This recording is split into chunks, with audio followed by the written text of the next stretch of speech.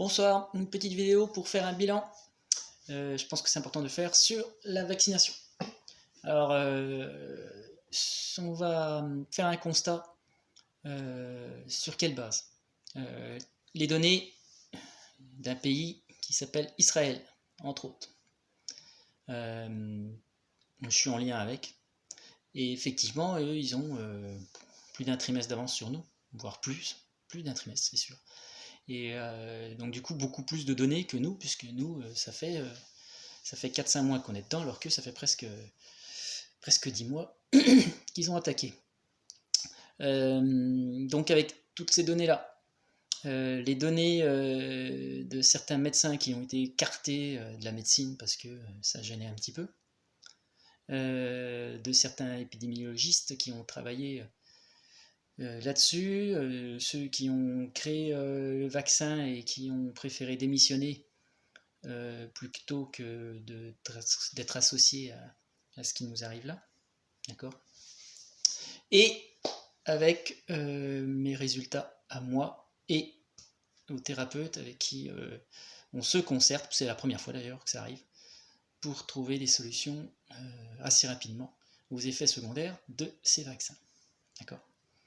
Alors, on a parlé de thrombose, tout le monde le sait. Je veux dire, à un moment donné, il ne faut pas dire que vous ne savez pas, etc. Je veux dire, les informations, elles circulent quand même. Donc, les thromboses, elles existent. Sang épais, obligatoirement à un moment donné. Donc, effectivement, on y voit sur les plaquettes, on y voit sur le sang. Si vous faites des prises de sang régulièrement, vous allez vous rendre compte, pour certaines personnes, encore une fois, hein, c'est pas pour tout le monde, mais ça peut être un mode pour surveiller votre état de santé, etc., de faire régulièrement une prise de sang, et vous verrez, si réellement vous avez des effets secondaires, que le taux de plaquettes et le taux de globules rouges va monter considérablement, et qui, du coup, vous allez avoir un risque de thrombose. D'accord. Donc ça, c'est réel. Donc ça, on peut travailler dessus aussi, il n'y a pas de souci. Sur les 3 organes qui ont été cités, pareil, par des personnes qui ont été traitées de complotistes, etc. Alors moi, j'étais le premier, hein, je veux dire, poumon, cœur et cerveau, ça faisait un peu beaucoup. Hein. Je me dis, c'est quand même, ouais, ça peut-être un peu beaucoup. Et ben non, effectivement, on trouve effectivement des effets secondaires, des effets indésirables, d'accord, on les veut pas, on est bien d'accord, personne ne les veut, hein, sur les poumons.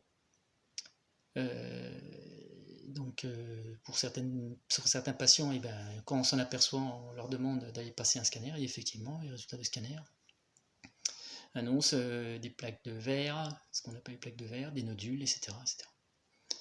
Donc avec des suivis réguliers, etc. Donc ça c'est pareil, on n'a pas envie d'avoir un traitement à vie pour ça, donc il faut y prendre le plus tôt possible pour être tranquille. Sur le cœur, bah oui évidemment, hein, si le sang est épais, bah, le cœur il fatigue, ça tombe sous le sens. Et sur le cerveau, au-dessus des tempes, effectivement, on s'est rendu compte que le cerveau pouvait être aussi endommagé avec des effets indésirables. Donc effectivement, c'est assez impressionnant des personnes qui commencent à être perdues, le raisonnement est plus le même, etc. Donc c'est pas Alzheimer, hein, c'est pas du tout pareil, ça n'a rien à voir.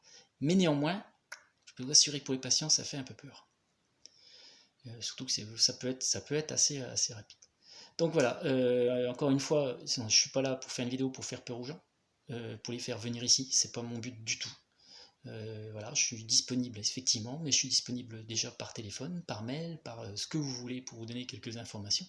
Après, si vous voulez venir effectivement en cabinet de soins, il n'y a pas de souci, je suis dispo, mais c'est pas le but de vous faire venir ici, d'accord. Le but c'est que vous preniez conscience de ça et que vous fassiez suivre pour éviter tous ces effets secondaires et indésirables.